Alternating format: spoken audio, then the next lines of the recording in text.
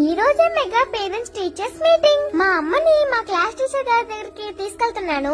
నేను ఎలా చదువుతున్నానా అని మా అమ్మ టీచర్ గారిని అడిగి తెలుసుకుంటున్నారు. వచ్చిన పేరెంట్స్ అందరినీ కూడా వాళ్ళ పిల్లలతో పాదాభివందనం చేయించారు. మా అమ్మకి నమస్కారం చేసినప్పుడు నాకు భలే సంతోషంగా అనిపించింది. మా హెచ్ఎం గారు మా అందరి చేత అమ్మకి వందనం ప్రతిజ్ఞ చేయించారు. ఇంకా గ్రామ పెద్దలు మా గురించి పేరెంట్స్ ని ఉద్దేశించి మాట్లాడారు. ఇంకా మేమంతా పాటలు పాడాము. యాంటీ డ్రగ్స్ గురించి, సైబర్ క్రైమ్ గురించి, పేరెంట్స్ మీటింగ్ సంబంధించి స్పీచ్ ఇచ్చాము. మా సోషల్ సార్ అయితే చదువు గొప్పతనం గురించి పాట కూడా పాడారు. ఇంకా వచ్చిన పేరెంట్స్ కూడా మా గురించి ఎన్నో విషయాలు మాట్లాడారు. మేము పాటలు పాడాము, డాన్సులు కూడా చేశాము.